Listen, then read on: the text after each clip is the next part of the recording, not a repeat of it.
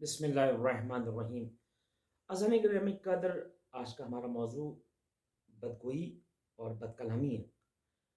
انسان گندی زبان سے کس طرح محفوظ رہے، اس لیے کہ اس خلا کے کائنات کو فوش کلامی کرنے والا، بد کلامی کرنے والے کو وہ پروردگار عالم ناپسند کرتا ہے۔ اور حدیث مبارکہ میں پیغمبر گرامی نے ارشاد فرمایا کہ بد کلامی کرنے والے سے پروردگار دشمنی رکھتا ہے، اس کو اپنا دشمن سمجھتا ہے۔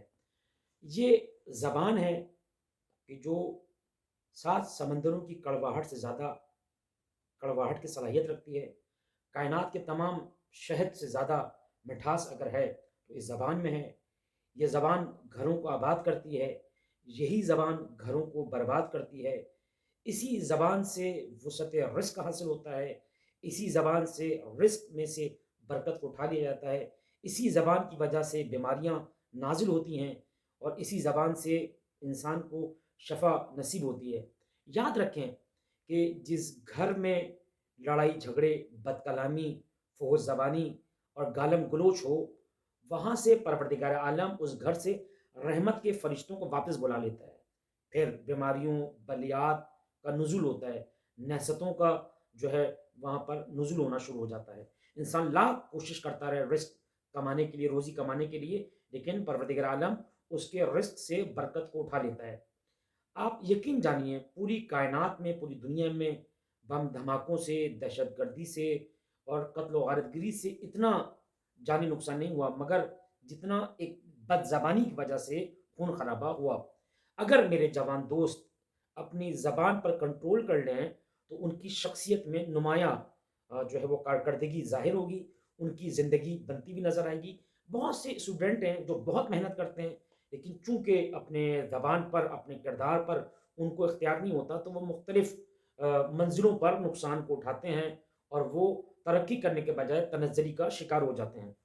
یاد رکھیں، اگر ایک انسان کی بہن، بیٹی، بیوی، خدا نہ کرے اس کی ماں، اس کے اس کا باپ، اس کے بہن بھائی، اس کے محلے والے، برادری والے، قبیلے والے، اگر ایک شخص کی زبان سے محفوظ نہ ہوں، تو یاد رکھیں وہ شخص، وہ رحمان اور وہ رحیم، وہ کریم پروردگار ہونے کے باوجود اس کی زندگی سے، اس کی صحت سے، اس کی روزی سے برکت کو اٹھا لیتا ہے۔ پیغمبر گرامی نے اپنے بھائی علی بن ابی طالب کو مخاطب کیا اور آواز دی، اے علی، کیا میں پورے دین کا خلاصہ تمہیں بیان کر دوں؟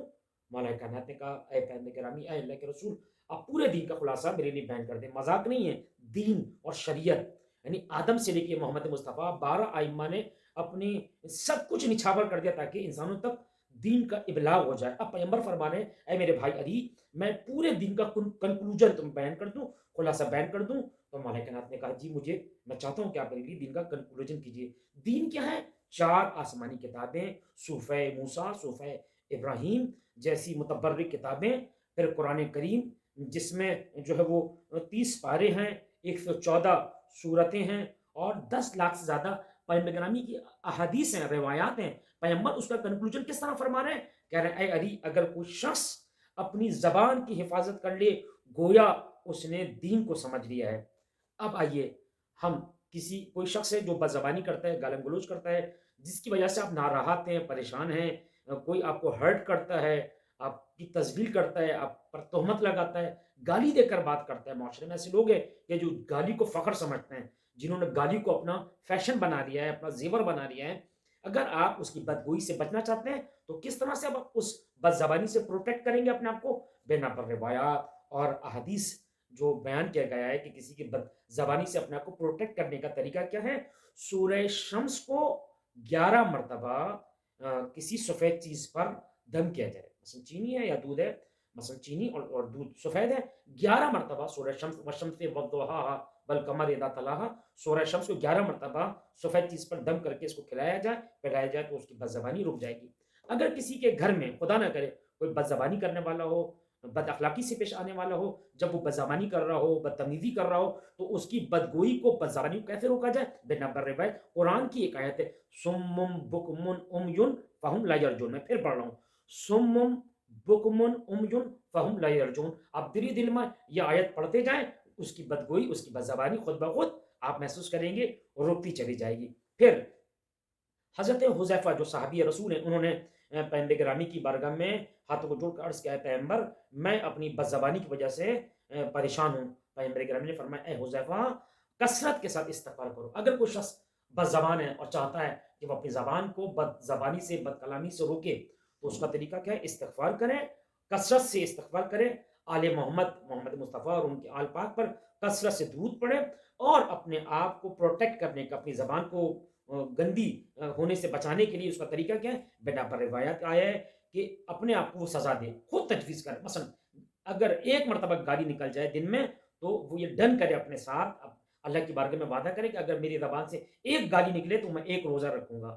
دن میں تارے نظر آ جائیں گے، خود وہ اپنی زبان کو کنٹرول کرے گا کہ مجھے روزہ رکھنا ہے. اور جب وہ اللہ سے وعدہ کرے تو اوف بالعقود، جو تم اللہ سے کی بارگاہ میں گرا لگاؤ، جو تم وعدہ کرو اس وعدے کو وفا کرنا واجب ہو جاتا ہے. آپ نے منت مانی، اگر میرے منہ سے گالی نکل گئی میں ایک روزہ رکھوں گا. یا مثلا اگر میرے منہ سے کوئی بدگوئی، کسی پہ تہمت لگ گئی، کسی کو میں نے کرٹیسائز کیا تو میں اپنی سزا کیا رکھوں گا؟ 5 لوگوں کو کھانا کھلاؤں گا، اچھا بہترین کھانا کھلاؤں گا، ایک سزا یہ ہو گئی. پھر یا مثلا اپنے زبان کو بچانے کے تیسرا طریقہ کیا ہے اپنے آپ کو سزا دینے کا؟ کہ میں 1000 روپے صدقہ نکالوں گا پروردگار کی بارگاہ میں رد بلا کی بنیاد پر. اذن گرامی قدر، اگر انسان کی زبان محفوظ ہوگی تو پھر معاشرے میں آپ عزت کو محسوس کریں گے. آپ کی شخصیت میں آپ دیکھیں گے کس طرح سے پروردگار عالم معاشرے میں آپ کی عزت میں اضافہ کر دے گا. اس لیے کہ مولا کائنات نے فرمایا کہ یہ زبان ایک وحشی درندہ ہے اور جس کو کہا گیا ہے کہ 32 دانتوں میں جس کو قید کیا گیا ہے. لہذا انسان جب اپنی زبان پر کی حفاظت کرتا ہے تو پھر اس کی ڈیسٹنی، اس کی تقدیر کو پروردگار بدل دیتا ہے. والسلام علیکم ورحمۃ اللہ وبرکاتہ.